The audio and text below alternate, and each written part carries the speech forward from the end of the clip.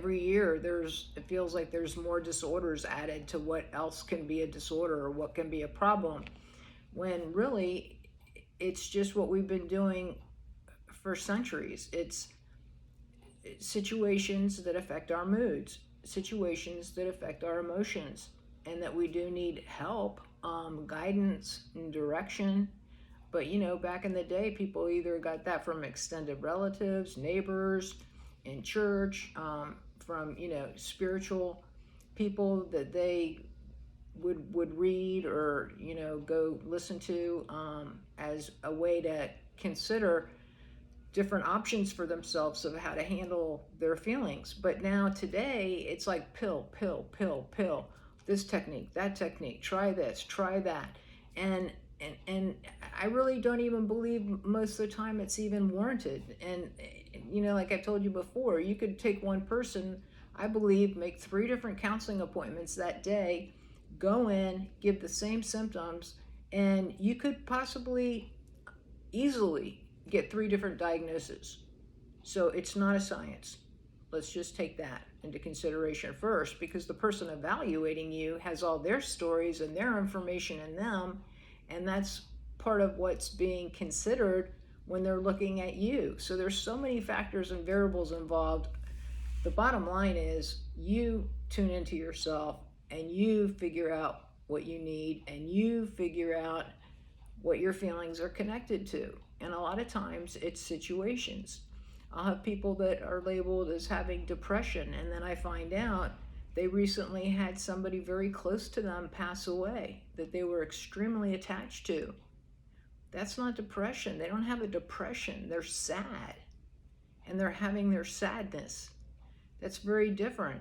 If somebody goes, home to a family and has problems connecting with the people there, it's like they might be given some kind of a diagnosis that they have problems in their relationships with other people, when in actuality they may have had very good reasons why they were feeling like shutting down and not being open-hearted to the people, because maybe those people had in the past or were presently hurting or harming them.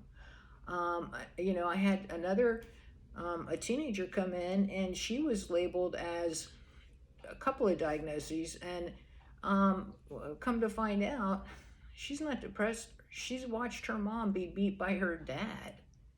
Can you imagine? That's not depression. So we've got to consider the circumstances and situations when we just start throwing these labels on people.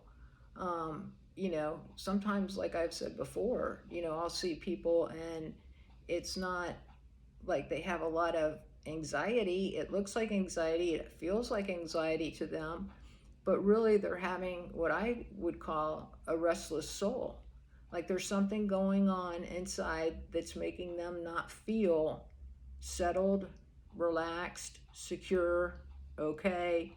And usually by just visiting and talking with them and finding out what's going on in their life, you can find ways to come up with different kinds of solutions. They're not medications.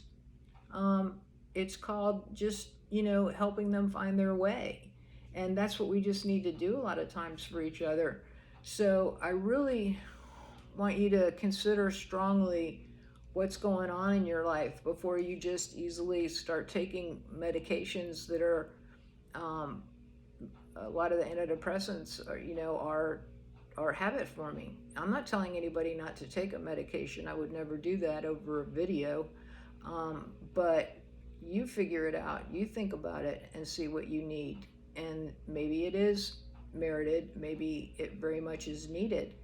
But I've had people come in that are cutters. And then when you find out, they're maybe, in one situation, it was a woman and she was living with a man that was controlling every single second of her life and was just dominating her. And so once she was out of the situation and had time to get her bearings and get centered and find herself and her own preferences and her own choices and those kinds of things, then she was able to move on and she was able to be okay. In fact, she was more than okay. she was out of that situation. And so there was no depression. She was happier than she'd been in decades. So that's the thing. We can't just necessarily assume that things are a disorder. I mean, I can remember as long as, wow, probably like 15 years ago, I think, or more, when they first started the commercials with, are you feeling this way, this way, or that way? And I remember at the time, my 5-year-old nephew looking at me and saying, Aunt Robin, I think I have that. And it was just the circumstance. Well, what makes you think you have that? Well, I felt really sad today, and I didn't like how I felt, and I didn't know, if I was going to be able to have my friends, like me again. And it was a conclusion already being drawn at that young age from seeing a commercial that you can have a psychological disorder. That psychological disorder determines what you need, determines what medication you need, and then it defines your life. No. I just don't want that to happen in our world. I really don't. It's going to be a bad direction, because once you have something like that put on you, you can't help but be tuned into it in yourself, and then all of a sudden you didn't see the label in yourself as much before, but once it's placed on you, oh yeah, I do think that, yeah, I do see that, yeah, and you're not knowing you're doing that, but it's just like a normal pattern for anybody to do once they're told something by a expert. And so I just want you to think about that when you consider your holidays and what's gone on for you this season. Think about, maybe you have very, very honest, real reasons to be not wanting to get out of bed right now, to not want to eat, to, drink more than you should, alcohol, or any kind of an addiction, because that's your go-to. And so think about that. Is that what I did when I was younger? Is that how I survived being around in this atmosphere? Maybe it's toxic and it's not you. It's just that it was what you had to endure. And once you're out of that situation and you're able to feel like yourself, you don't feel controlled, dominated, having anxiety put on you, being made to feel poorly about yourself, being called names. Think about it. When those things aren't going on, it's a much better, different atmosphere. So then you're going to feel better too. Those are just like little examples. I mean, it's, I just see it so much, and especially in little kids. I mean, even the little kids today, elementary school that I know of, it could be younger, I don't know, but I know for sure elementary school, when those kids get sent to, a counselor or something in school where they've done something wrong in class and they're, acting out or just messing up, I can't tell you how many times those kids will say to their counselor, I feel like I want to kill myself. They know as soon as they say that, the counselor has to report it. All focus is taken off of their behavior. An outpatient or inpatient facility is called for the child to be taken to be Baker Acted. They're in the Baker Act facility with a bunch of other kids that are hanging out, and I mean, it's not like it's totally like camp, but there's art, there's all kinds of things like that to do that's not home and it's not school. And maybe they are trying to find a way to get out of the house, and that needs to be explored and spoken to about them. But the point is that it's a calling card now. It's like they just throw it down. I mean, I had a teenager the other day. She told me, she said, I got a class I don't want to take next semester. So I went in to talk to my school counselor, and I just told her, listen, if I get put in that class, I'm going to have a psychological problem. I'm going to have to be Baker Acted. They don't even really know what they're saying. When I explore it with them, they don't really totally fully know. But it's just that those cliches are now becoming a habit. Oh yeah, oh your friend this, oh they're like that because they do that. Oh yeah, my friend has that too.